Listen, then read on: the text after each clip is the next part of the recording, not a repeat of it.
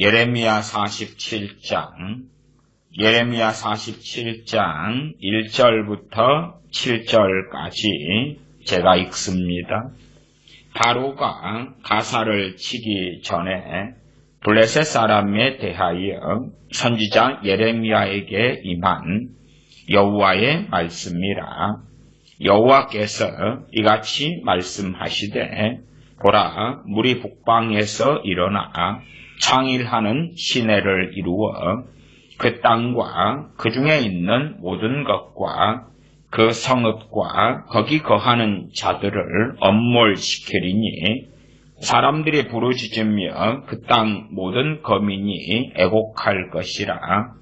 힘센 것에 굽치는 소리와 달리는 병거 바퀴에 울리는 소리에 아비의 손이 풀려서 그 자녀를 돌아보지 못하리니 이는 블레셋 사람을 진멸하시며 도로와 시돈에 남아있는 바 도와줄 자를 다 끊어버리시는 날이 이름이라.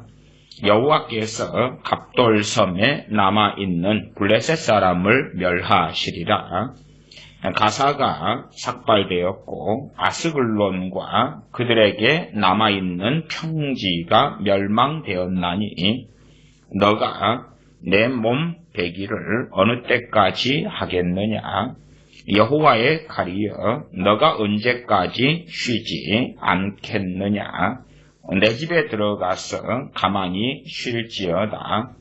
여호와께서 이를 명하셨은즉 어떻게 쉬겠느냐.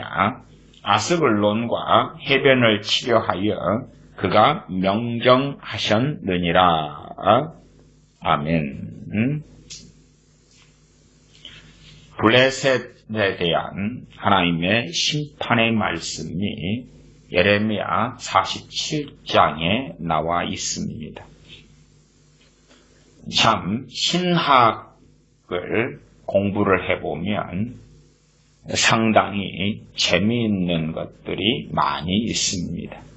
물론 신학이라 그렇게 이야기하면 좀 거창할 수도 있겠습니다.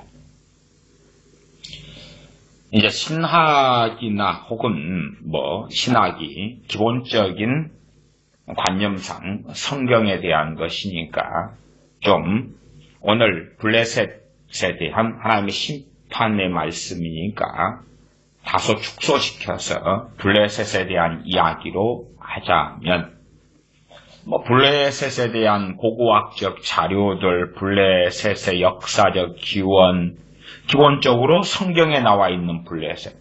성경에 나와 있는 블레셋만 해도 몇 번 나왔나? 250번 정도 언급됩니다. 250번 정도 언급된다. 그것도 신학을 공부하다가 신학 자료회가 있는 거죠. 제가 일일이 그냥 블레셋을 다 이렇게 세어봐가지고 250번 정도 언급된다. 성경 66권에. 그런 건 아닙니다. 그런 게 신학이다. 그 말.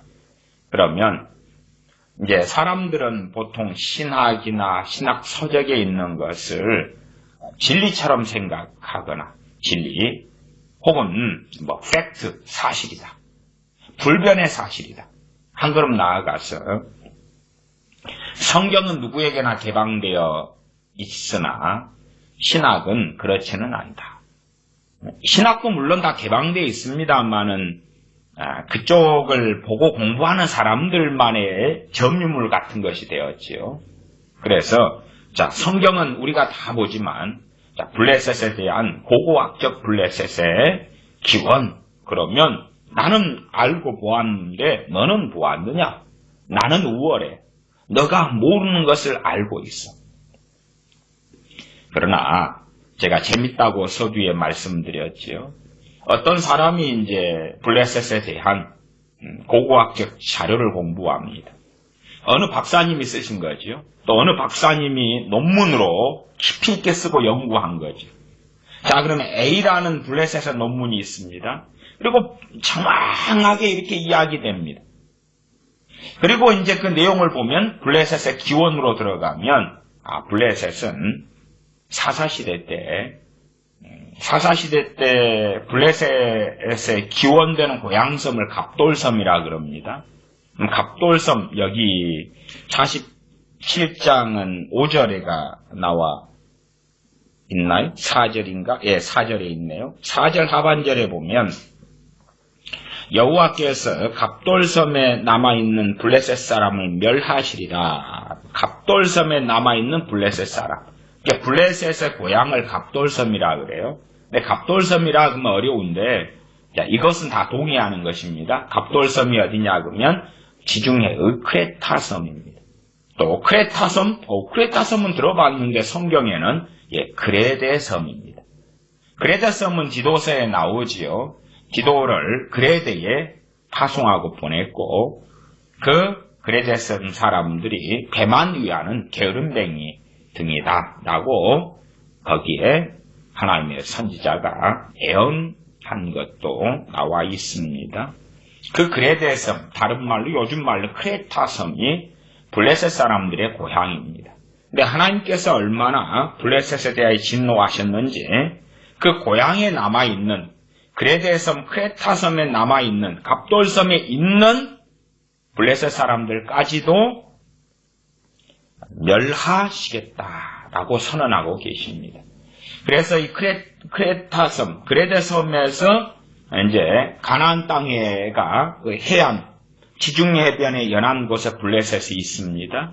그러면 그곳으로 가나안 땅으로 언제 이주해 왔느냐? 그래서 이제 A라는 유명한 박사님이나 또 성경사전도 그렇습니다. 보면 사사시대에 왔다. 제가 전에 블레셋을 공부할 때 그랬습니다. 아, 그렇구나. 제가 공부할 때, 블레셋은 사사시대에 이주해 왔구나. 여러 차례에 걸쳐서.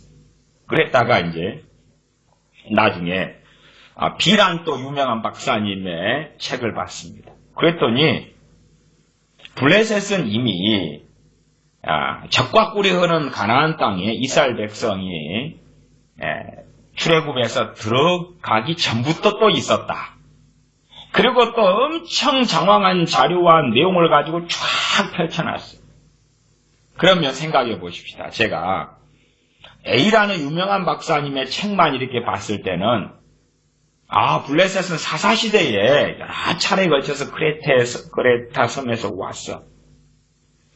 서록제가 그걸 말했다며. 아니, 어느 게 맞는지 어느 게 틀린지는 불명확해요. 다 A라는 박사님과 B란 박사님이 블레셋의 기원이다 그러면 언제 가나안 땅에 왔는가, 이주했는가, 그레데 섬에서. 그에 대하여 각자가 많은 자료들을 가지고 이야기해요. 그러나 하나가 맞으면 또 다른 하나는 틀리죠. 아니면 둘 다 틀리거나 둘 중에 하나만 맞거나 그래요. 희한하죠. 그래서 그런 신학, 그런 신학의 내용들을 공부하는 사람들은 사실은 많은 착각 속에 있는 것이죠. 어떤 착각이겠습니까? 내가 공부하고 읽은 책, 알량한 지식을 가지고 마치 그것이 진리거나 고등한 참 학문을 나는 알고 있다고 착각하는데, 그런 사람들도 동일한 블레셋이다 그러면 관련 책들을 많이 보면 그때는 읍스. 결론은 모르겠다.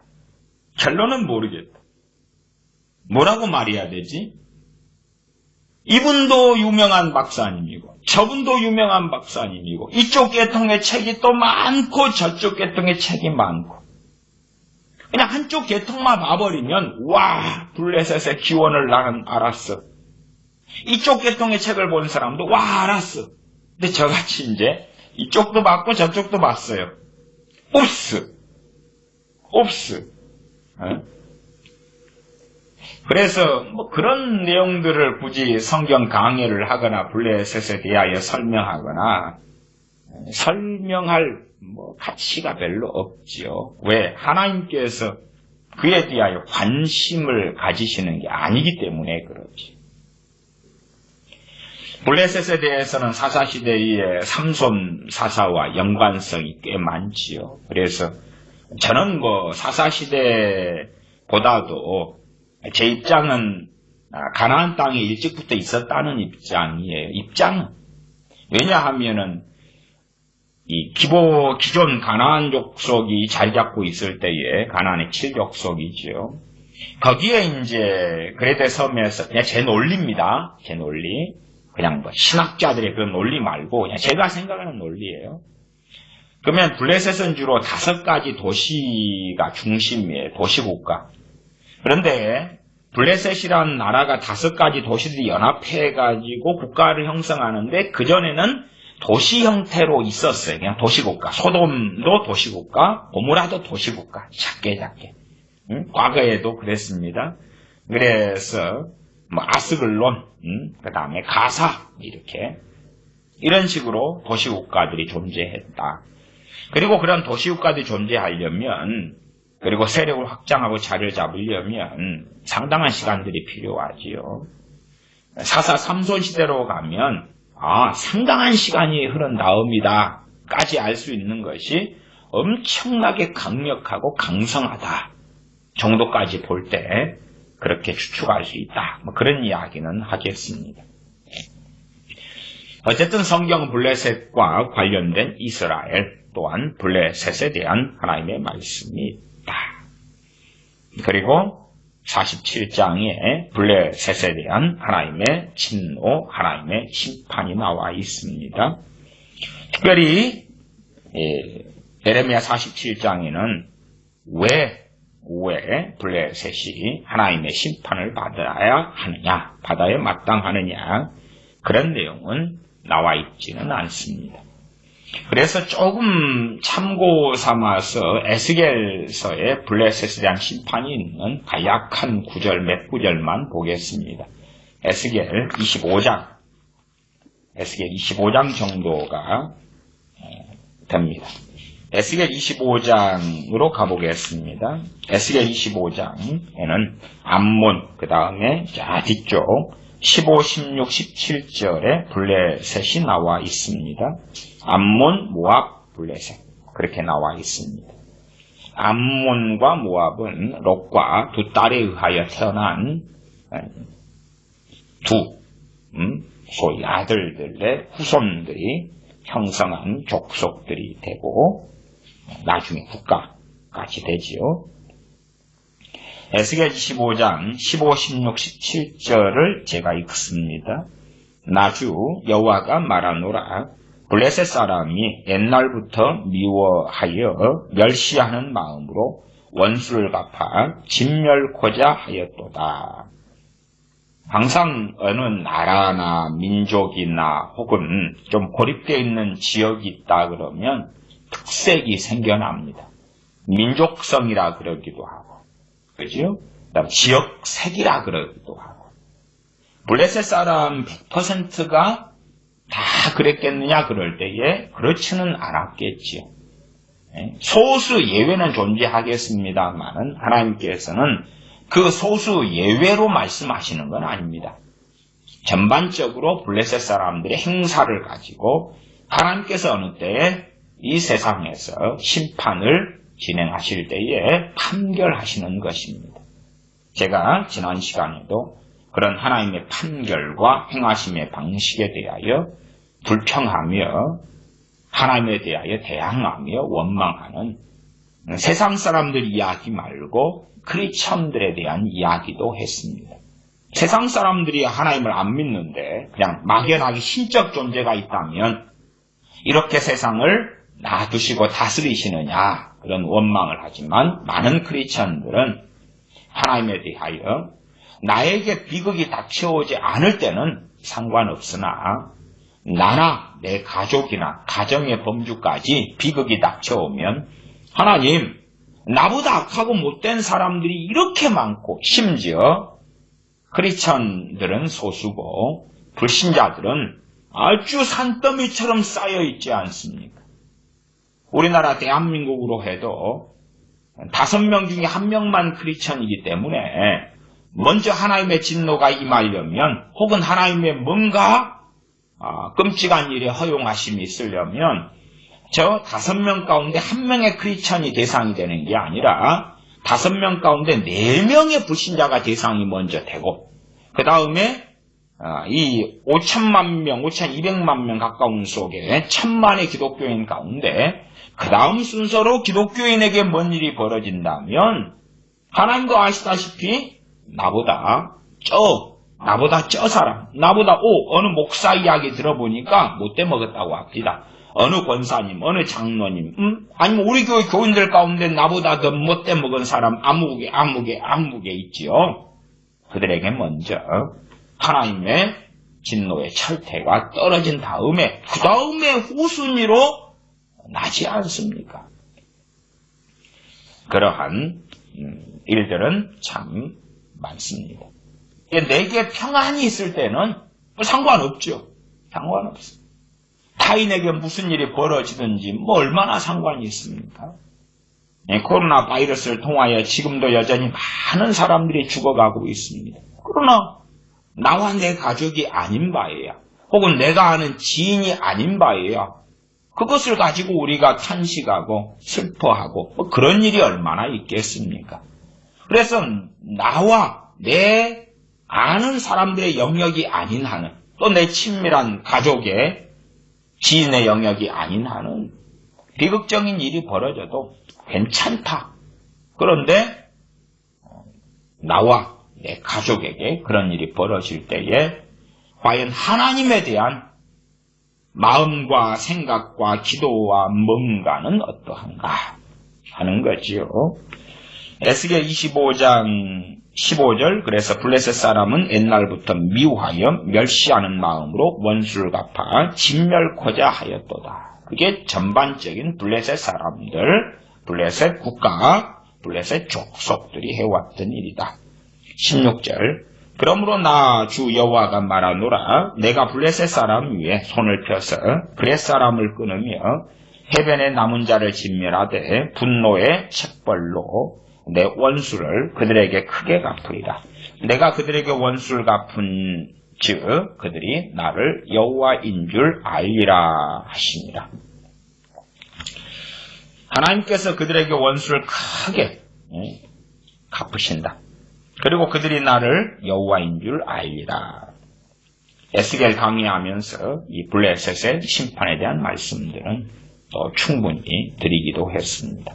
물론 우리가 생각하는 환상은 뒤에 그들이 내가 여호와인 줄 알리라. 와, 좋아. 근데 아니 하나님께서 진멸해 버리시는데 죽어가면서 최소한 아는 건데 뭐가 좋습니까? 우리에게 1시간 뒤에 죽는다고 합시다. 1시간 동안 회개할 시간이 주어집니다. 그러면 1시간 동안 우리가 거룩해지고 회개가 잘 되고 아름다운 죽음을 맞이할 것 같습니까? 정말로요? 정말로? 그렇지 않습니다. 그렇게 되지 않아요. 1시간을 가지고 우리가 1시간 뒤에 죽으니까 1시간 안에 회개가 터지고 성령 충만까지 받아버리고 기쁨으로 주님 맞이할 수 있다? 죽을 수 있다? 그건 불가능한 이야기입니다. 불가능한 이야기. 하나님의 진노와 심판이 블레셋에 임하는데 그들이 내가 여호와인 줄 알리라. 무엇을 통했어요? 그 진노와 심판을 통해서. 그러한 말씀은 에스겔서에서 많이 등장하는 말씀이어서 많이 설명했었습니다. 예레미야 47장으로 돌아오겠습니다. 기본적으로 블레셋 사람들이 그러한 죄들이 있구나. 블레셋 사람들의 전반적인 민족성이 되고야 말았구나. 또한 디도서에 보시면 이 블레셋 사람들의 고향인 그레타섬, 그레데 섬에 있는 그들의 민족성을 또한 확인할 수도 있습니다. 예레미야 47장 1절부터 봅니다. 바로가 가사를 치기 전에 블레셋 사람에 대하여 선지자 예레미야에게 임한 여호와의 말씀이라. 우리가 얼핏 47장 1절을 보면 애굽 왕 바로가 가사 블레셋의 중요한 이 거점 도시입니다. 가사를 치기 전에 바로가 역사적으로 가사를 치구나. 뭐 언제 쳤지? 역사로 가면 남유다의 마지막 왕이 시드기야 왕입니다. 그 시드기야 왕 때에 바로가 가사를 쳤습니다. 공격했습니다. 그때에도 남유다를 돕기 위하여 이 애굽 왕 바로가 왔었는데, 그래서 이 남유다가 이 바벨론과 그다음에 이 바로군, 애굽군의 전쟁터가 되었습니다. 그리고 블레셋은 남유다를 공격하는 측에 있었습니다. 바로가 퇴각하면서 이 가사를 공격했었습니다. 그러한 상황을 통해 볼 때에 시드기야 왕 때구나 하는 것은 우리가 상당히 확인하고 알 수가 있습니다. 시드기야 왕은 성경에 나와 있는 것처럼 21살 때 왕이 되었고 11년간 왕 노릇하였습니다. 그 시드기야 왕의 통치 때 벌어진 일입니다. 말하자면 이제 바벨론이 남유다를 공격하고요. 그리고 애굽 왕 바로는 군대를 이끌고 남유다를 돕기옵니다. 그리고 싸워요. 그 가운데 이제 작전상 전략상 이 바벨론이 혹은 갈대아인들이 애굽을 공격을 해버립니다. 그래서 자기 애굽을 지키기 위하여 애굽 군대는 퇴각할 수밖에 없는 상황이 벌어지죠. 그런 가운데 퇴각하면서 가사를 칩니다. 그래서 하나님의 심판의 내용이 애굽 왕 바로를 통하여 바벨론을 공격하는 건가, 그렇게 생각하실 수 있겠습니다만은 바벨론이 블레셋을 공격하는 하나님의 심판의 칼이 되는 것은 바벨론에 대한 이야기지 애굽 왕 바로에 대한 이야기가 아니다. 그걸 알 수가 있습니다. 아래 보시면 2절부터 나와 있습니다. 여호와께서 이같이 말씀하시되 보라, 물이 북방에서 일어나. 북방은 바벨론을 이야기합니다. 여기에서 북방은 애굽은 남방 쪽이 됩니다. 남방. 그래서 바로가 가사를 치는 내용이 나와 있다. 역사적 사건이구나. 그 다음에 바로가 가사를 치기 전에 블레셋 사람에 대하여 선지자 예레미야에게 임한 여호와의 말씀이라. 이 말씀이 유대인들에게 선포가 되었지요. 그리고 이제 블레셋은 항상 이 이스라엘을, 유대인들을 괴롭혔던 강성한 족속입니다. 실제로 그레데 섬, 크레타 섬에 있는 블레셋 사람들은 크게 한 두 가지 핵심적인 내용이 나오는데, 하나는 아시다시피 블레셋 사람 골리앗 있죠. 골리앗. 거인족의 후예가 있습니다. 그 다음에 또 하나는 철병거를 가지고 있습니다. 실제로 철기를 만드는 기술은 유대인들, 이스라엘 사람들은 가지고 있지 않았습니다. 언제쯤에나 가지게 되냐? 그럴 때에 주로 다윗 시대 정도가 됩니다. 다윗 시대. 솔로몬 시대, 그 다음엔 솔로몬 때는 아주 강성해지니까요. 다윗 시대. 사울 왕 때도 그러한 기술을 거의 가지지 못합니다. 철병거를 만드는 기술이 없다, 그 말이죠. 그러나 블레셋은 일찍부터 철병거 기술이 있습니다. 그렇기 때문에 블레셋과의 싸움에서는 그렇게 승리를 보장하는 것은 너무 어렵죠. 아니, 저기는 철로 만든 칼을 가지고 있고 나는 나무 짝대기를 가지고 있는데 얼마나 싸워볼 수 있겠느냐, 그 말이에요. 화살로 이야기해도 나는 화살 촉에 돌이나 깨가지고 깎아서 매달아가지고 쏴댄다. 그러면 무게중심이 안 맞으니까 잘 안 날아가겠죠. 잘 못 맞추겠죠. 상대방은 철촉을 만들어서 달아서 쏴버리면 무게중심도 잘 맞고 훨씬 무섭고 치명적인 무기가 되죠. 그런 면에서 블레셋은 아주 강성합니다. 철병거를 가지고 있는데요. 그 다음에 5개의 큰 성을 만들어서 그 도시국가들로 연합체를 만드는 그 블레셋의 강성함은 두말할 나위가 없습니다. 그러다가 이제 이 블레셋은 다윗 왕 때에 정복이 됩니다. 정복되었다는 것은 다 소멸되고 진멸됐다는 이야기가 아닙니다. 정복이 됩니다. 정복되어서 힘이 약화됩니다. 그러다가 다시 이스라엘이 솔로몬의 아들 르호보암 때에 남왕국, 북왕국, 이스라엘과 유다로 갈라지지요. 그 다음에 다시 블레셋이 일어나고 흥왕하게 되고 강성하게 됩니다. 이스라엘이 쪼개진 다음에 다시 블레셋이 강성해집니다.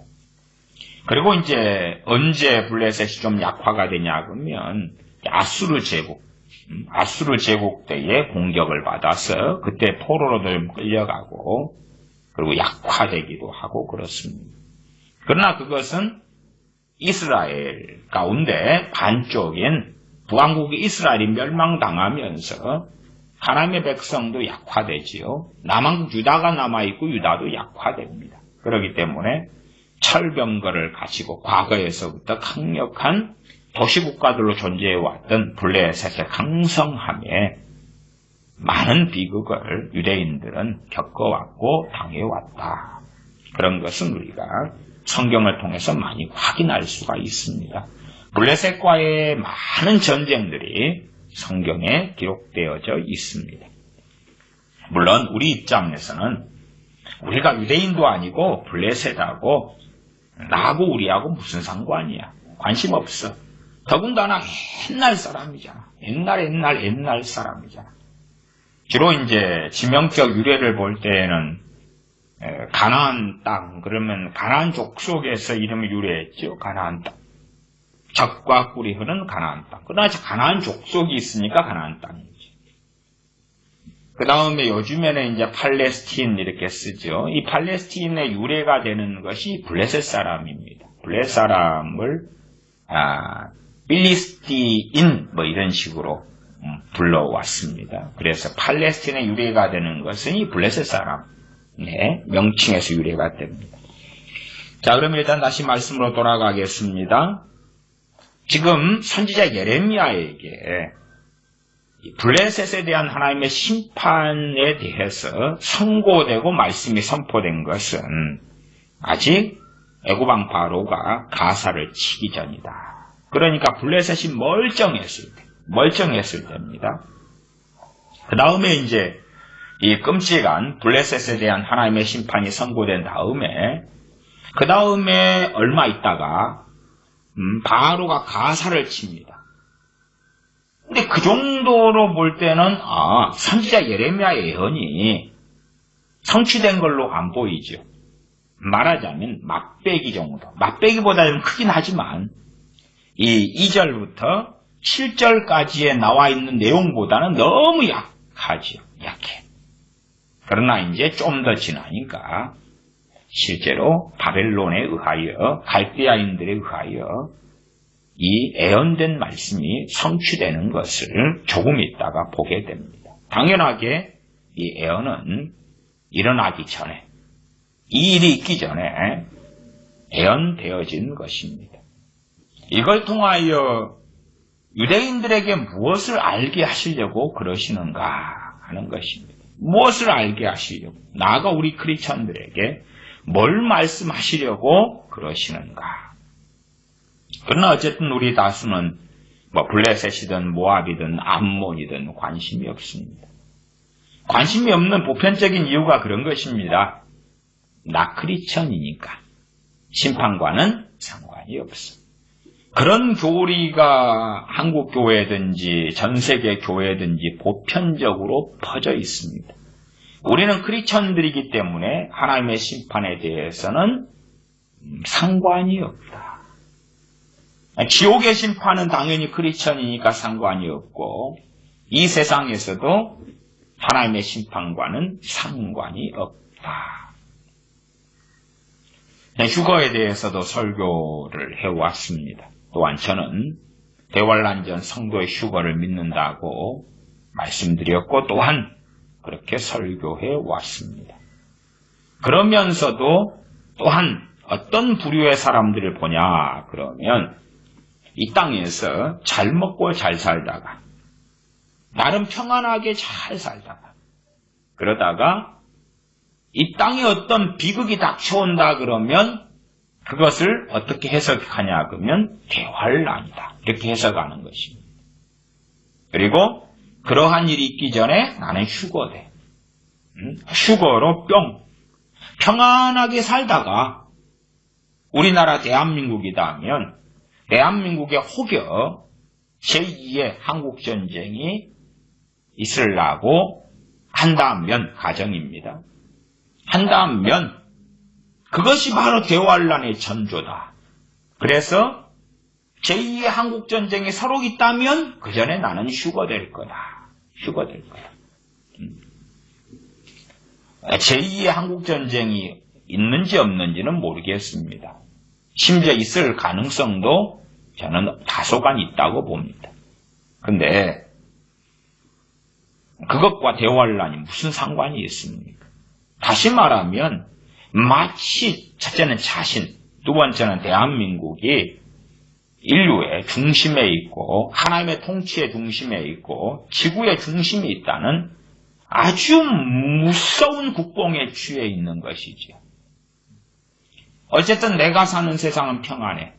그 다음에 어느 때인가는 대환란이 일어날 거야. 그런데 대환란이 일어나기 전에 나는 평안하게 살다가 휴거되어서 천국 가서 룰루랄라 하고 살 거야.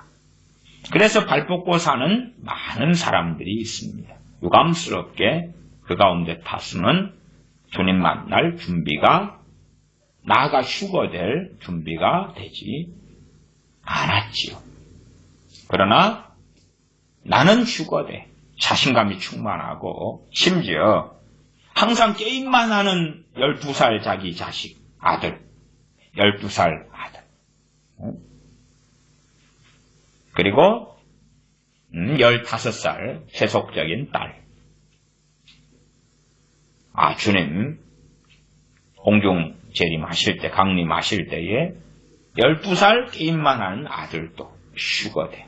15살 세상적인 내 딸도 아이돌 좋아하고 추종하는 내 딸도 휴거돼. 룰루랄라. 그런 환각 속에 사는 사람들도 간혹 접하고 봅니다. 주님 배울 준비가 되지 않았으면서 착각하고 살아가는 것이지.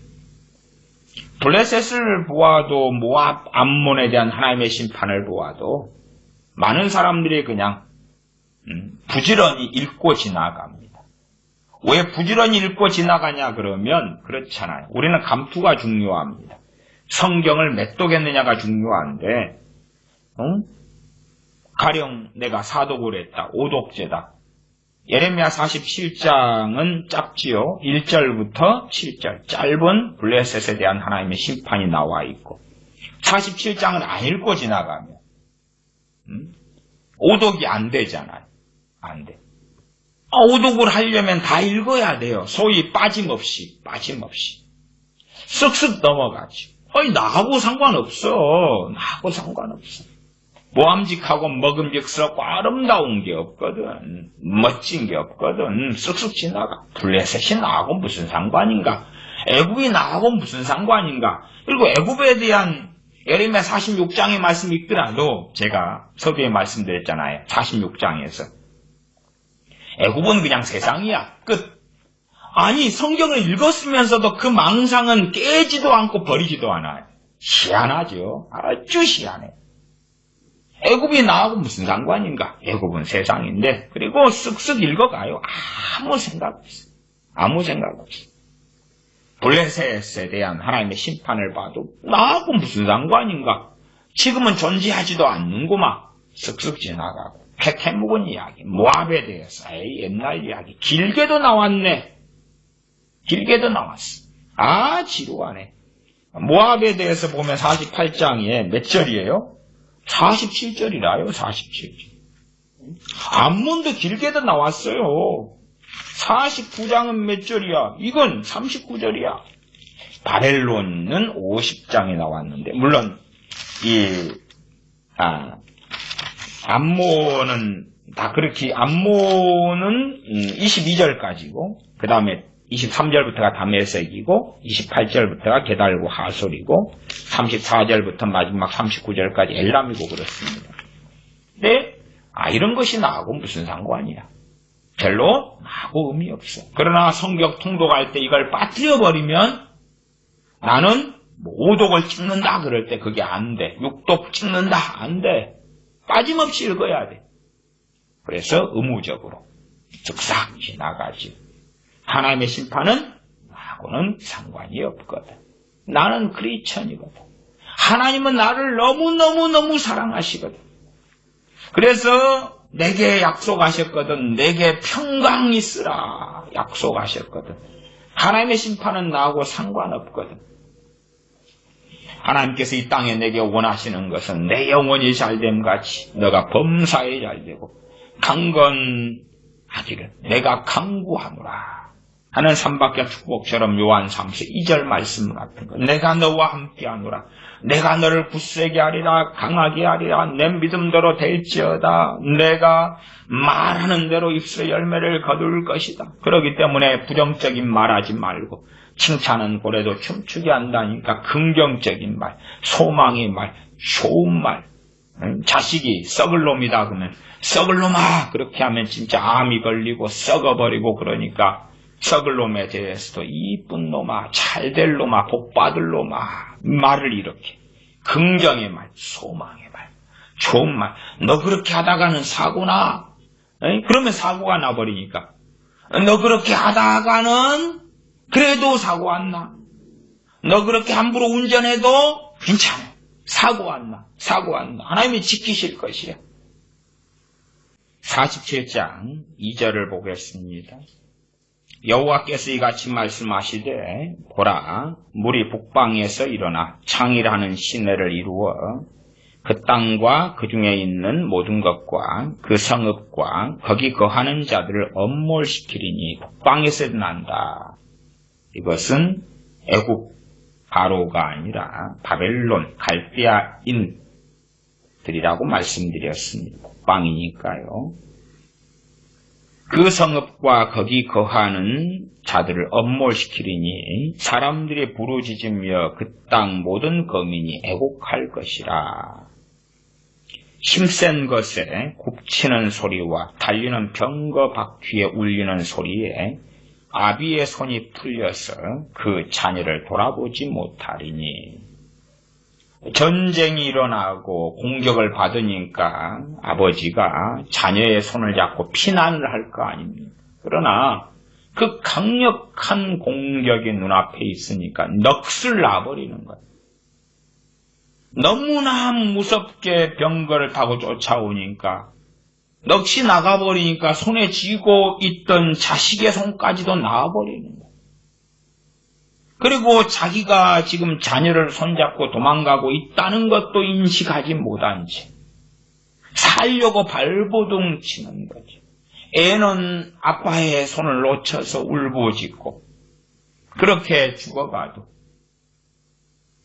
넋을 잃어버리니까. 그리고 자기가 지금 뭔 상황 속에 있는지 모르니까. 전쟁터에서도 그렇습니다. 포탄이 떨어지고 그럴 때에 사람들 넋이 나가버려요. 뭘 하고 있는지 몰라요. 아비 귀환이에요. 목적을 잃어버려요. 그 다음에는 넋이 나가버려요. 그래서 이러한 힘센 것에 3절 굽치는 소리와 달리는 병거 밖에 울리는 소리에 아비의 손이 풀려서 그 자녀를 돌아보지 못하리니. 이는 블레셋 사람을 진멸하시며 진멸은 멸하시는 것입니다. 두로와 시돈에 남아있는 바 도와줄 자를 다 끊어버리시는 날이 이름이라. 두로와 시돈도 저 위쪽에 가나안 위쪽에 해안 도시국가들입니다. 아주 강성하기도 하지요. 솔로몬 시대 때 두로와 시돈에 대한 이야기가 성경에 많이 나와 있습니다. 그쪽에서 도와주러 오는 군대가 없게 된다. 그 말이에요. 두로와 시돈에서 빨리 와서 우리를 도와달라. 그러나 그 도와줄 자도 다 끊어버리는 날이 이름이라. 두로와 시돈도 공격을 당하고요. 그리고 네코가 석자인데 누구를 도와줄 수가 있어요. 오랫동안 공동 운명체처럼 연합하고 함께 살아왔을지언정. 그러나 그것도 내가 여유 있을 때 이야기지요. 그래서 그 도움만 구하고 두로와 시돈에서 군대가 오면 우리를 살려주겠거니 하지만 그것도 다 끊어버리시겠다. 여호와께서 4절 하반 갑돌섬에 남아있는 블레셋 사람을 멸하시리라. 자신의 고향섬 지중해 그레데 섬에 있는 블레셋 사람까지도 멸해버리시겠다. 근원을 끊어버리시는 것이지. 얼마나 하나님의 진노가 무서운지를 생각하셔야 됩니다. 3절 하반에 보면 아비의 손이 풀려서 그 자녀를 돌아보지 못하리니 전쟁통에 자녀의 손을 붙잡고 피난하고 도망치려는데 갈대아인의 군대들이 너무 무섭기 때문에 또한 극박하게 공격하고 쫓아오기 때문에 자녀의 손을 놔버리는 거예요. 그 다음에 자기가 살겠다고 도망갈 수밖에 없어요. 자녀 손을 붙잡고 어떻게 도망갑니까? 애들이 걸음이 빠릅니까? 애들을 어떻게 짊어지고 갑니까? 그러니까 아버지도 그 자녀를 돌아보지 못하게 되지요. 니느웨 성에 요나 선지자 때 좌우를 분간치 못하는 아이들이 12만 명이 있었던 것처럼 블레셋 땅에도 이렇게 자녀들이 있었다 그 말이에요. 자녀들이. 하나님의 진노가 심판이 임할 때에 자녀들은 우리는 죄악의 본성을 다 발휘해서 못된 짓 아직은 안 했습니다. 못했습니다. 시간이 없었잖아요. 이제 겨우 좌우를 분간하는 것을 배우고 있을 뿐입니다. 여기가 오른쪽, 저기가 왼쪽, 이건 나무, 이건 사슴, 이건 양, 이건 소. 블레셋은 해변 국가고 해변 도시 5개가 중심이 되니까 여기는 무슨 물고기, 겨우 그러고 있는 판입니다. 왜 우리는 하나님의 진노의 심판을 받아야 합니까? 그게 하나님께서 심판하실 때에 행하시는 것입니다. 하나님의 진노를 부으실 때에 블레셋에 대하여 심판하신다 그랬지. 블레셋 한 개인과 개인에 대한 이야기를 하고 계시는 것이 아닙니다. 물론 일찍 도망간 사람은 블레셋에서 블레셋 사람이지만 남기도 하겠지요. 그러나 하나님께서는 블레셋 사람들의 심판과 진노를 행하실 때에 그들의 고향인 그레데 섬까지 쫓아가셔서 갑돌섬에 남아있는 블레셋 사람을 여호와께서 멸하시리라. 그렇게 4절 하반에 나와 있습니다.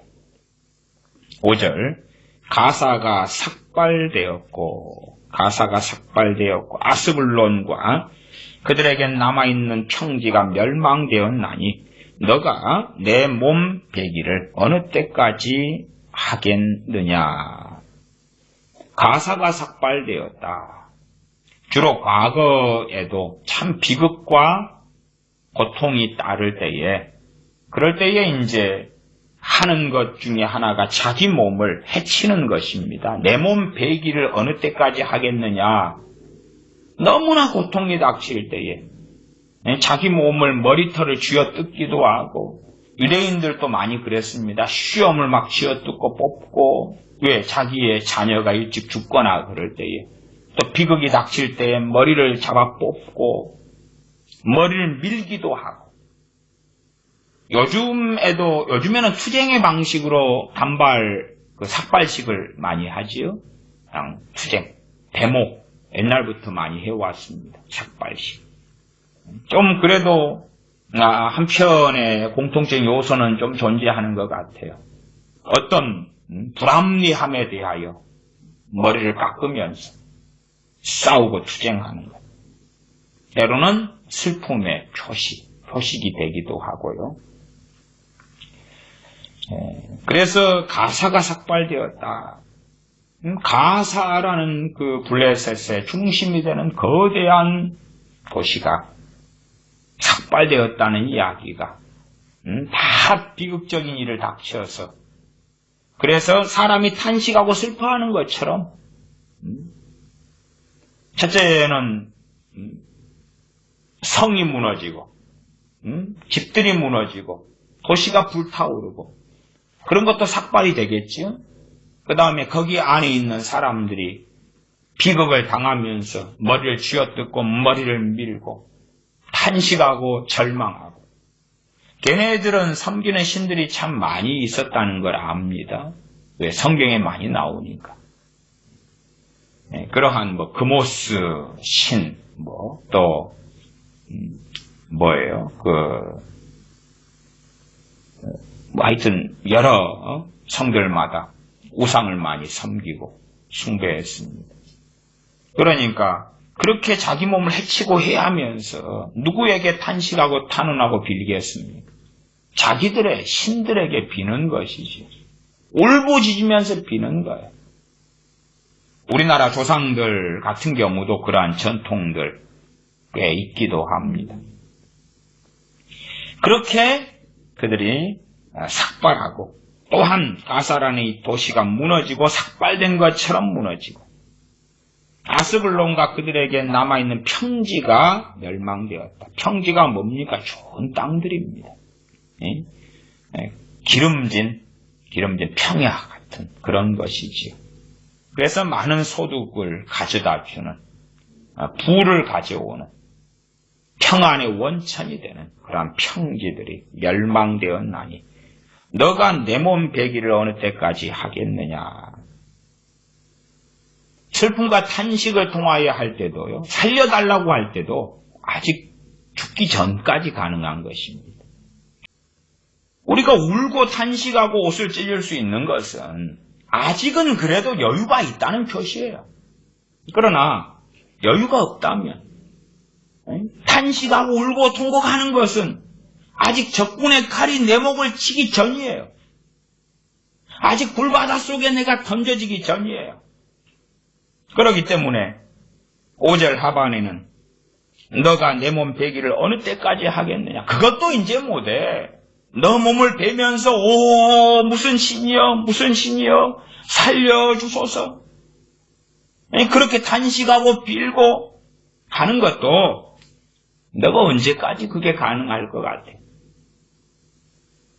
6절입니다. 여호와의 칼이여 너가 언제까지 쉬지 않겠느냐. 내 집에 들어가서 가만히 쉴지어다. 이것은 블레셋 사람들이 외치는 탄식입니다. 탄식. 여호와의 칼이여. 그래서 이 블레셋 사람들도 하나님을 어느 정도 이상은 알고 있었다 하는 것도 이해하실 수가 있겠습니다. 한 걸음 나아갔어요. 여호와의 칼이여가 우리가 생각할 때는 여호와의 칼이 되려면 하나님의 백성이 돼야지. 그러나 바벨론은 하나님의 백성이 아닙니다. 하나님의 백성이 아닌 바벨론을 통하여 바벨론이 여호와의 칼이다 그만. 이 말 같지도 않은 이야기를 블레셋 사람들이 한다면 그것을 성경에 기록하지는 않겠죠. 그런데 이 블레셋 사람들이 이렇게 말한다 그 말이에요. 그리고 그 말하는 것 가운데 합당하고 타당한 것을 성경에 기록해 놓지요. 하나님의 말씀 또한 선지자 예언 속에 이걸 넣어놔요. 블레셋 사람들이 여호와의 칼이여. 누구를 향해서 이 갈대아인 다른 말로 바벨론 군대를 향하여 여호와의 칼이여 너가 언제까지 쉬지 않겠느냐. 좀 그만 좀 해라. 이 정도면 만족하잖아. 가사를 무너뜨렸잖아. 만족하잖아. 가사는 지난번에 애굽왕 바로도 한번 쳐가지고 비극을 당했어. 이 정도면 만족하잖아. 아니 만족 못해. 아스글론 하나 쳤어. 이 정도면 만족하잖아. 아니 만족 못해. 너희 고향 그레데 섬까지 가서 멸망시켜 버려야지 만족하겠어. 그놈까지 뽑아버려야 되겠어. 여호와의 칼이여 너가 언제까지 쉬지 않겠느냐. 내 집에 들어가서 가만히 쉴지어다. 이제 이 정도면 됐잖아. 충분하잖아. 이 정도에서 좀 그쳐줘. 그 말이죠. 그 다음에는 7절 여호와께서 이를 명하셨은즉 어떻게 쉬겠느냐. 이것은 어떤 면에서 앞에는 블레셋 사람의 말이면 뒤에는 바벨론 군대의 말이다. 그렇게 할 수 있겠습니다. 여호와께서 이를 명하셨은즉 무엇을요? 너희를 진멸하라고 명령하셨다. 그래서 이러한 것도 어떤 면에서는 상당히 의인화된 표현이기도 하고 대표성으로 하나님의 예언의 방식 가운데 사용되는 표현이 되겠지요. 여호와께서 이를 명하셨다. 너희를 진멸시켜버리라고 명하셨다. 그래서 우리가 쉴 수가 없다. 어떻게 쉬겠느냐? 아니, 우리가 지금 몇 명인데 그 중에 지금 반을 죽였잖아. 그럼 만족해줘야지. 우리 한국이다니까 살려줘. 우리 가진 재산, 금은보화 모아놨던 거 다 가져가. 이 정도면 됐잖아. 너희들이 우리를 공격해서 내 자식이 5명인데 지금 3명 죽었어.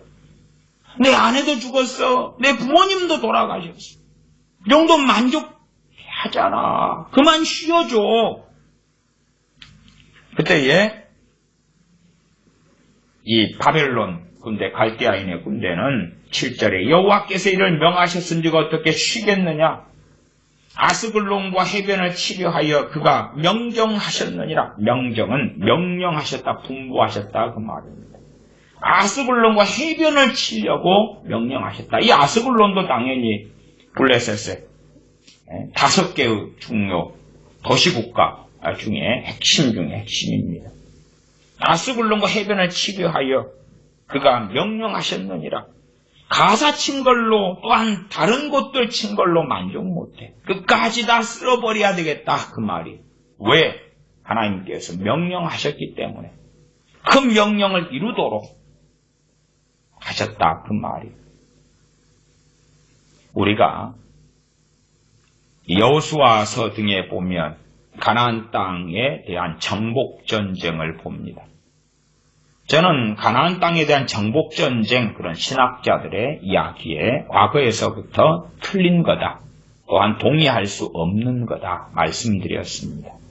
왜냐하면 가나안인에 대하여 하나님께서 정복하라고 말씀하신 게 아니고 진멸하라고 말씀하신 것입니다. 그래서 이스라엘 백성들은 가나안에 대한 정복전쟁을 한 것처럼 보이나 땅에 대해서는 정복이 맞을런지 모르나 사람에 대해서는 진멸이다. 말하자면 심판전쟁이었다고 제가 과거에서부터 말씀드렸습니다. 그런 면에서 상당한 신학자들이 하나님의 심판에 대한 전쟁을 이해하지 못하고 그냥 정복전쟁 선에서 멈추는 어리석음이 있습니다.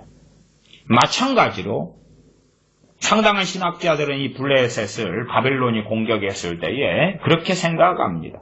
성경은 배제하고 예레미야 47장 같은 이런 말씀은 다 배제하고 한다는 소리가 바벨론이 블레셋도 공격하여 정복하였다 그렇게 합니다. 그러면 역사학자는 해도 신학자는 하지 마라 그 말이에요. 근데 그러한 신학자들이 하는 것을 읽고 본 다음에 목회자들이 똑같은 이야기를 합니다. 그것도 가방끈 좀 길다. 신학책 좀 읽었다. 그런 사람들이 그럽니다. 신학책이 문제가 아니라 성경을 보고 성경적인 사고를 좀 해라. 블레셋을 바벨론이 정복한 것이 아니라 심판했다. 여호와의 칼로 부르심 받아서 심판했다. 또한 바벨론이 애굽을 공격했습니다. 그래서 애굽의 길을 꺾어버리고 무너뜨리고 때론 정복하려고 했다. 그것이 아니라 애굽에 대한 심판의 칼로 하나님께서 바벨론을 들어 쓰셨고 명하셨다, 명령하셨다 하는 이야기입니다. 남유다를 바벨론이 공격했다. 공격한 건 맞지요. 그러나 남유다에 대한 심판의 칼로 여호와의 칼로 바벨론을 세우셨다 하는 것입니다. 단지 그냥 바벨론이 땅덩어리를 넓히기 위하여 팔레스틴을 공격하고 남유다를 공격하고 애굽을 공격하고 블레셋을 진멸하고 두로와 시돈을 무너뜨리고 그게 아니다 그 말이. 그건 세상 사람들이나 불신자들이 생각하는 것이고 역사의 이면의 진실은 하나님께서 바벨론을 여호와의 칼로 세우셨고 그리고 예레미야 47장이라면 블레셋을 진멸하도록 세우셨다 그 말이에요. 그래서 이 비참한 참극이 벌어질 때에 오 하나님 왜 이럽니까? 왜 이럽니까? 그렇게 말할 수 없습니다. 이 세상의 흥망성쇠나 이 세상의 비극이나 참극도 각 민족, 각 나라, 각 지역에 대한 비극과 참극도 함께 연결되어져 갑니다. 그리고 어느 나라가 있다면 그 나라에 기독교인이 존재하겠죠. 때로는 표면상 이야기할 때도 소수에서 다수까지. 이곳에는 기독교인이 0.2% 있다. 혹은 1%, 2%, 3%, 4%, 15%, 20%, 44%, 64%, 72%. 로마 가톨릭을 이야기한 게 아닙니다. 우리 말씀으로, 말씀 중심의 개신교를 중심으로 말씀드린 것입니다.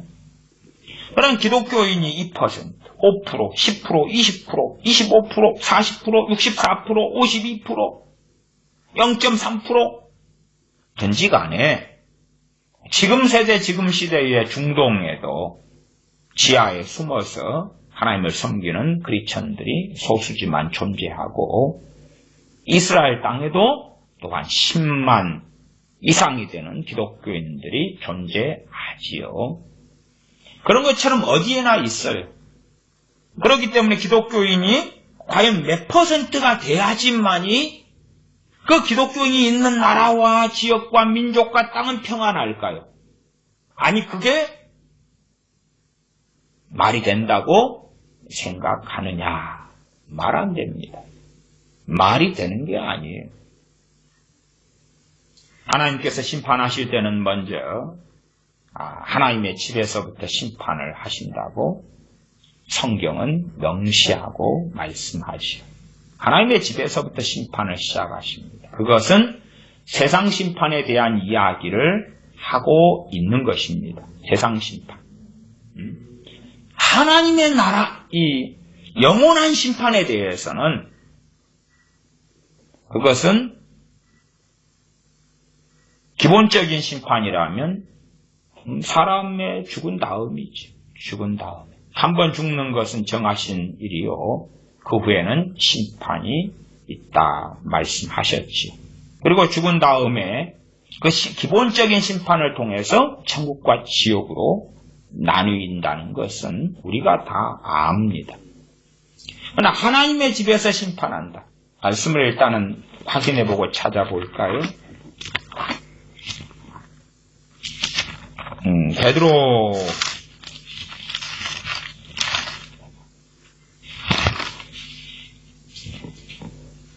베드로 전서 4장입니다. 베드로 전서 4장 17절부터 보겠습니다. 베드로 전서 4장 17절부터 제가 읽겠습니다. 하나님의 집에서 심판을 시작할 때가 되었나니 만일 우리에게 먼저 하면 하나님의 복음을 순종치 아니하는 자들의 그 마지막이 어떠하며 또 의인이 겨우 구원을 얻으면 경건치 아니한 자와 죄인이 어디 서리요. 그러므로 하나님의 뜻대로 고난을 받는 자들은 또한 선을 행하는 가운데 그 영혼을 미쁘신 조물주께 부탁할지어다. 베드로전서 4장은요, 고난에 대한 말씀이 있습니다. 고난. 하나님의 집에서 심판이 일어나니까 그것은 기본적으로 교회고 크리스천들입니다. 거기에 먼저 심판이 일어나요. 거기에 심판은 이 세상에서 교회가 환난을 당하고 핍박을 당한다는 것을 이야기합니다. 그게 시작이라고. 그게 시작이라고. 그렇지. 교회가 환난, 핍박, 고난을 당한 다음에 그 다음에 큰 복이 임한다. 사실은 우리 크리스천들이 어느 나라에 살지요, 어느 지역에 살지요, 어느 나라와 어느 지역에 삽니다. 그러면 우리가 평안하려면 우리가 사는 지역이나 나라가 평안해야 돼요. 경제도 흥왕해야 되고 평안해야 돼요. 좋아해야 돼요. 시스템도 소위 세상적으로는 보편적으로 자유민주주의 시스템에 여러 가지 많은 복지에 그런 것이 되면 평안하겠지. 근데 하나님의 집에서 먼저 심판을 시작하니까 교회 크리스천들에게 핍박이 오고 환란이 와요. 그 다음에는 나라나 국가나 지역이나 민족의 경제적인 환란, 공황이나 전쟁이나 기근이나 그런 것이 일어나는 건 당연하지. 내가 사는 나라에 경제 공황이 일어났는데 거기에 사는 내 크리스찬인 내가 평안할 것 같으냐? 그 영향을 안 받는가? 내가 사는 땅에 기근이 일어났는데 거기에서 농사 짓는 나는 상관없는가? 그렇지 않아요. 베드로전서 4장이 고난에 대한 말씀이 나와 있고요. 그래서 4장 7절로 베드로전서 4장 7절로 가면 만물의 마지막이 가까웠으니 그러므로 너희는 정신을 차리고 근신하여 기도하라. 만물의 마지막 이야기도 언제 이야기된 겁니까? 우리는 이것을 볼 때에 만물의 마지막이 가까웠다. 그러니까 내 노년? 아니면 내 말년? 내 자녀의 세대? 이건 베드로 사도가 쓴 거예요. 베드로 사도가. 언제요? 초대교회 그때 시대에. 기껏해야 이 베드로 전서가 주로 AD 한 64년경 정도 쓰였다. 이런 이야기들에 신학자들이 동의합니다. 그때에 만물의 마지막이 가까웠다 그러니까 베드로 사도가 순교하기 얼마 전에 최소 AD 60년경에 60년, 64년이든 60년 초든지 간에 그때에 만물의 마지막이 가까웠다 그런 거예요. 우리는 성경 보면서 베드로 사도가 지금 내게 직접 이야기하고 그 다음에 내 미래의 어떤 시점에 대한 이야기로 착각하는 이들이 존재하지만 그게 아닙니다. 그때부터예요, 최소한. 그러면 지금은 거의 2000년 가까운 시간이 흘렀는데 얼마나 만물의 마지막 시대에 살고 있는가 하는 것이죠. 그런 가운데 4장 12절에 보면 사랑하는 자들아 너희를 시련하려고는 불시험을 이상한 일 당하는 것 같이 이상히 여기지 말고 우리에게 불시험이 오려면 우리가 사는 나라에 문제가 일어나고 우리가 사는 지역에 문제가 일어나는 것은 일반적인 이야기입니다. 경제가 문제가 일어나는 건 일반적인 이야기예요. 그렇지 내가 있는 세상은 평안하고 내 집도 재정도 평안한 가운데 불시험만 온다? 그건 어리석은 생각이죠. 그래서 4장 16절로 건너가면 만일 그리스도인으로 고난을 받으면 부끄러워 말고 도리어 그 이름으로 하나님께 영광을 돌리라. 살아있을 때 이야기를 하는 것입니다. 살아있을 때. 그리스도인으로 고난을 받으면 부끄러워 말고 도리어 그 이름으로 하나님께 영광을 돌리라. 그러면서 하나님의 집에서 심판을 시작할 때가 되었다고 말씀하는. 이건 지금 우리가 살아있을 때를 이야기하고 당시로 한다면 베드로 사도가 살아있을 때를 이야기해요. 역사적으로는 로마의 네로 등에 의하여 로마 황제 등에 의하여 정말 오랜 세월 동안 이루어지는 기독교인에 대한 학살, 핍박, 환란이에요. 자, 어느 때 너희가 믿음과 신앙을 가질 시간을 가졌지. 이제는 계속 이어서 순교자의 시대로 들어가겠다. 이제는 정말 무서운 로마 황제들이 일어나가지고 죽이고 또 죽이고 또 죽이고 중간에 하나는 약간 좀 봐주다가 그 다음엔 다시 무서운 놈이 일어나서 죽이고 죽이는 그러한 시대가 이때부터 본격화되었습니다. 역사적인 이야기예요. 그 다음에 그 앞에도 유대인들에 대한 핍박은 끊임없이 기독교인에 대한 핍박은 있어 왔습니다. 그 다음에 이제 신학 좀 공부한 신학자들은 자 옛날 캐캐 먹은 이야기 AD 1세기 이야기 2세기 3세기 이야기 하지마 옛날 이야기지. 아니 이 말씀은 진리입니다. 진리란 이야기는 이 말씀이 언제든지 어느 시대 어느 세대든지 실현될 수 있다 그 말이에요. 신학자들은 옛날 초대교회 이야기 중세기의 전에 초대교회 이야기 좀 한 걸음 나아간 사람들은 종교개혁기 때 종교개혁자들이 겪었던 이 환난과 핍박의 때 이야기 조금 나아가면 청교도들이 신대륙에 가서 그 영국의 식민지인 신대륙 미국 땅에 가서 아메리카에 가서 겪었던 어려울 때 이야기 정도 포함시킬까? 아니요. 지금 이 땅에서 하나님의 심판을 말씀하고 있는 거예요. 하나님의 심판. 그래서 제가 서두 초입에 블레셋에 대한 심판을 우리 크리스천들은 관심 안 가진다. 왜? 우린 심판 안 받아. 나는 크리스천이거든. 이 땅에서 하나님께서 주시고자 하는 것은 더 잘 먹고 잘 마시고 떵떵거리고 사는 것이지. 무슨 심판이 있어? 그리고 영원한 것도 심판이 내게는 없어. 천국만 기다려. 이 땅에서도 부귀영화까지는 아니어도 평안해 하다가 죽어 믿는 사람은 뿅 잘 먹고 잘 살고 평안하다가 이 땅에 비극이 있기 전에 뿅 그렇게 될 거야. 그래서 그런 입장에서도 상당한 사람들이 휴거 좋아합니다. 저는 휴거를 전하고 믿는 목사입니다. 그러나 또 반면에 휴거를 좋아하는 어떤 부류의 사람들은 아주 싫어합니다. 아주 싫어해요.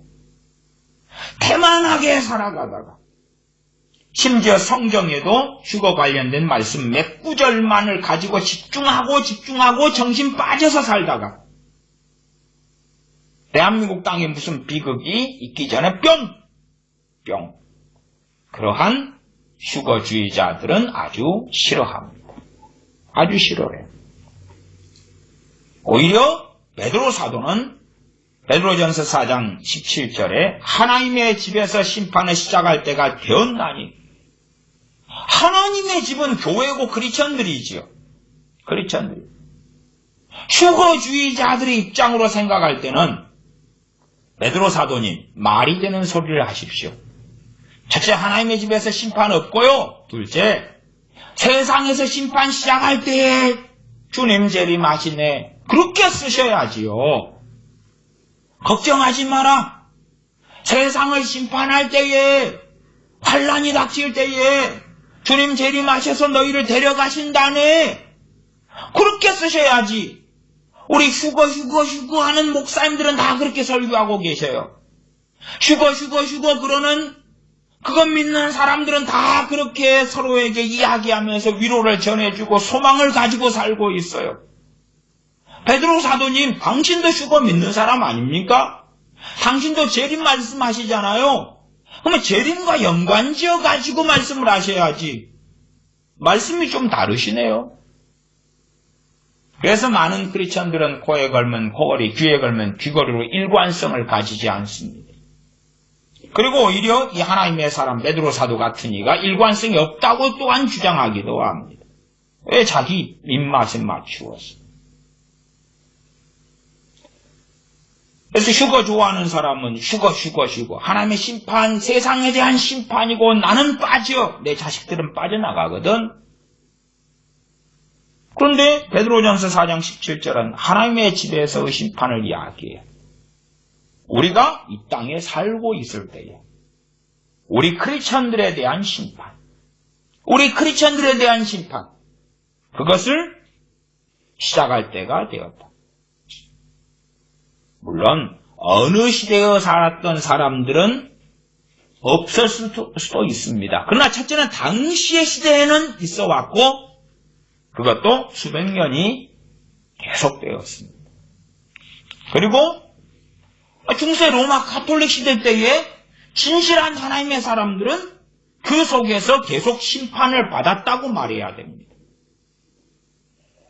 제가 심판에 대해서 이야기하니까 아이고 하나님의 자녀들 백성들의 심판 없어요.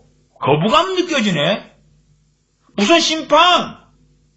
아니 베드로 사도하고 싸우시라고 말해. 나하고 싸우지 말고. 나하고 싸우지 마시오. 베드로 사도가 하나님의 집에서의 심판을 이야기했어요. 언제요? 살아있을 때. 이 세상에서. 이 세상에서 죽은 다음에 백보자 심판은 또 따로 있고 살아있을 때 이 세상에서 심판을 시작할 때가 되었다. 과거의 중세시대로 간다면 진실한 크리스천들은 중세 로마 가톨릭이 통치하는 마리아상 앞에서 절하고 예배하는 그러한 시대 때에 진실한 예배를 어디에서 가능했겠는가? 말씀으로 돌아가 어디에서 바른 말씀을 들을 수 있었겠는가? 어디에서 성경을 손에 쥘 수 있었겠는가? 더군다나 중세시대에는 르네상스 시대도 아니고 성경을 손에 쥐고 사는 시대도 아니었다고 말이에요. 어디에서 진리를 찾고 발견할 수가 있겠는가? 4장 18절에 17절 더 읽어보면 만일 우리에게 먼저 하면 먼저지요. 크리스천들에게 먼저 무엇을요? 이 세상에서 심판을. 히브리서의 징계는 또 따로 있어요. 제가 징계도 또 많이 설교했어요. 징계도. 징계만 있는 게 아니에요. 심판도 있어요. 죽은 다음에 심판도 당연히 있어요. 근데 지금 살아있을 때 심판을 이야기한 거예요. 살아있을 때. 심판은 두 종류입니다. 살아있을 때 심판과 죽은 다음에 심판이 따로 있어요. 구약 성경은 살아있을 때 세상에서의 심판을 중심으로 이야기하죠. 하나님의 백성인 유다가 살아있을 때 받은 심판. 그 심판의 결과로 상당히 많은 사람들은 칼과 기근과 연병에 죽었어요. 죽은 다음에 또한 심판이 또 있어요. 구약 성경의 심판은 살아있을 때 심판을 중심으로 해요. 그 가운데 하나님의 백성이 포함이 되죠.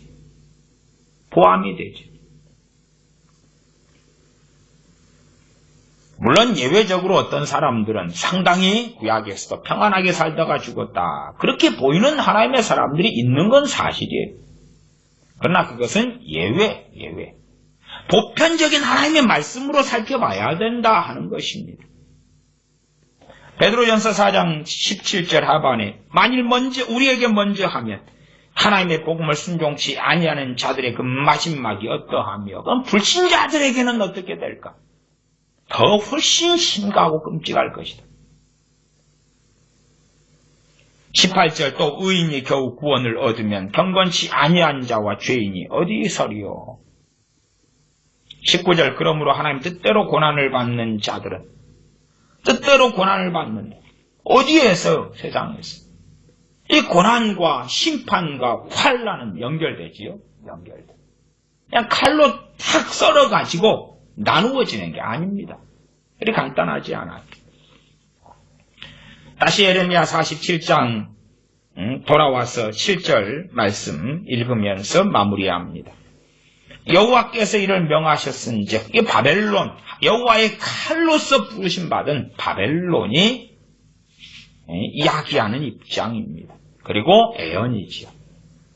여호와의 칼로서. 어느 시대 때의 바벨론 혹은 모든 시대 때의 바벨론이 여호와의 칼로 부르심 받은 게 아닙니다.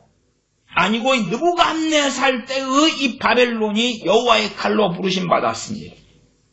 나아가 바벨론의 심판에 대하여 하나님 말씀하실 때에 여호와의 칼로 부르심 받았는데 딱 부르신 부분까지만 해야 되는 것입니다.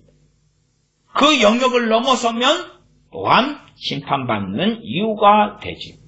그 영토, 선을 넘지 않아야 되는 것입니다. 유감스럽게 바벨론은 선을 상당히 많이 또한 넘었었습니다. 그러나 블레셋에 대한 심판을 이야기할 때에 진멸하라 그랬는데 좀 살려두면 그게 선을 넘은 것이지요. 누가 그런 일을 했습니까? 사울 왕이 그랬습니다. 사울 왕이 아말렉 족속 진멸하라. 진멸하라. 그렇게 안 했지요. 오히려 하나님 사랑해야 되는데요. 용서해야 되는데요. 하나님보다 누가 더 사랑을 알겠습니까? 용서를 하나님보다 더 잘 아시는 분이 누가 있겠습니까? 하나님은 태초부터 사랑이신 하나님이신데 하나님보다 사랑을 누가 더 잘 알며 하나님보다 용서와 용납을 누가 더 잘 알겠습니까? 그런데 자신들이 가지는 자기 중심적인 이기적인 욕망에 사로잡힌 알량한 사랑에서 하나님과 대항하고 대적합니다. 심지어 악한 자들은 구약의 하나님과 신약의 하나님을 칼로 잘라서 나는 신약의 하나님을 섬기고 믿습니다. 구약의 하나님은 안 믿어요. 안 섬겨요. 아니 그렇게 말하기는 거시기 아닌가. 구약 성경은 이기적이고 자기적이고 사람의 손으로 마음대로 만드는 소설로 취급해버리죠.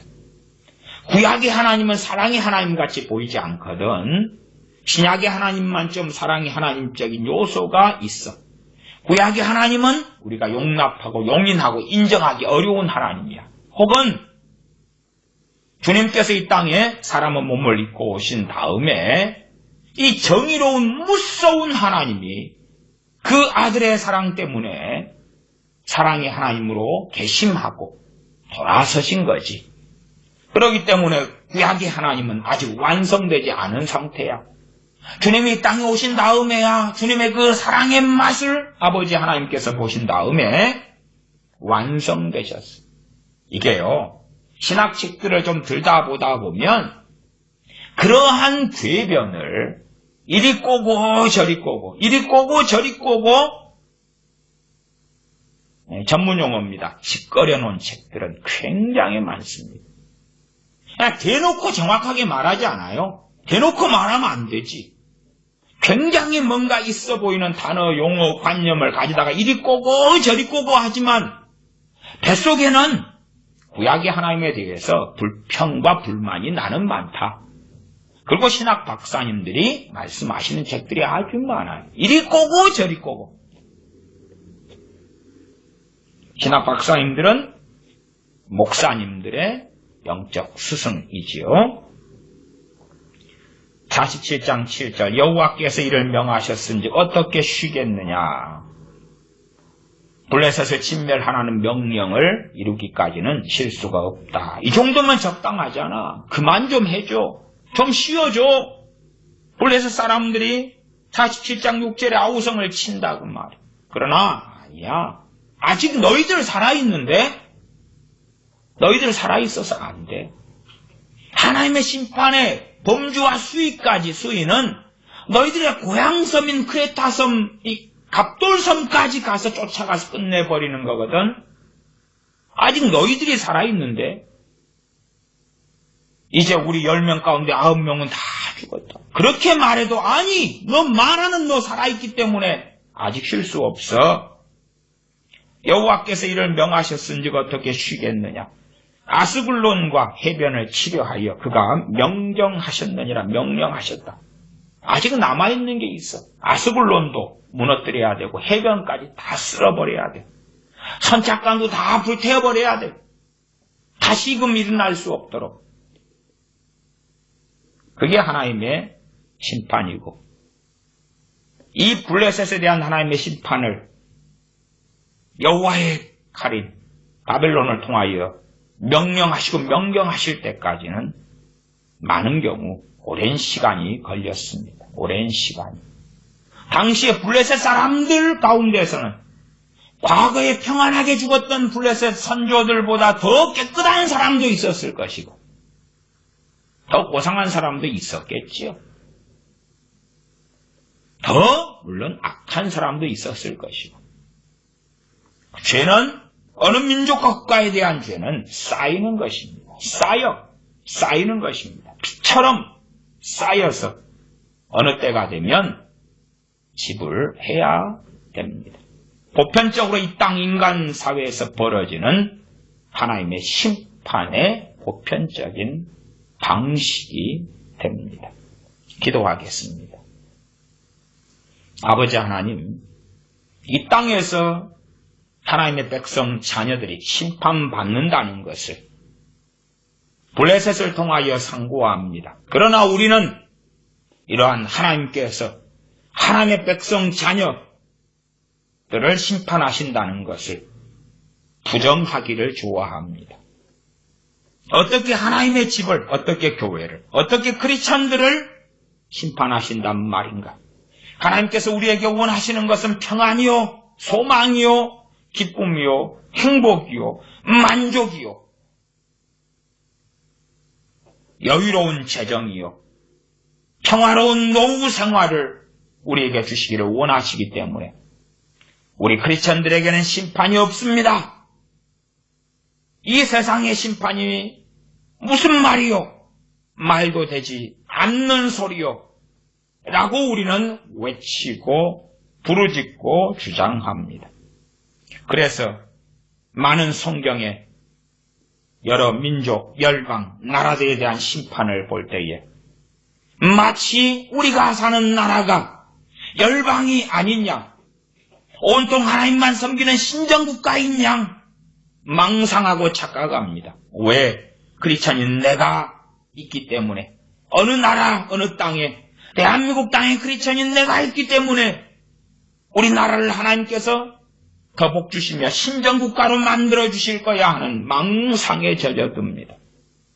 그러나 하나님께서는 열국을 심판해 오셨던 것처럼, 열방을 심판해 오셨던 것처럼 어느 때에 대한민국을 심판하실 것이고, 어느 때에 중국을 심판하실 것이고, 어느 때에 북한을 심판하실 것이고, 어느 때에 러시아를, 미국을, 호주를 심판하실 것이며, 또한 그렇게 해오셨다는 것을 우리가 압니다. 그 가운데 우리 하나님의 백성들이 예외되지 않음을, 나아가 예외 이전에 우리를 먼저 이 땅에서 심판하시는 하나님을 베드로전서 4장을 통하여 본즉 겸비함으로, 하나님을 경외함으로, 복종함으로 하나님 앞에서 하나님께 기도하며 예배하며 살게 하여 주시옵소서. 우리 주 예수님의 이름으로 기도하옵나이다. 아멘.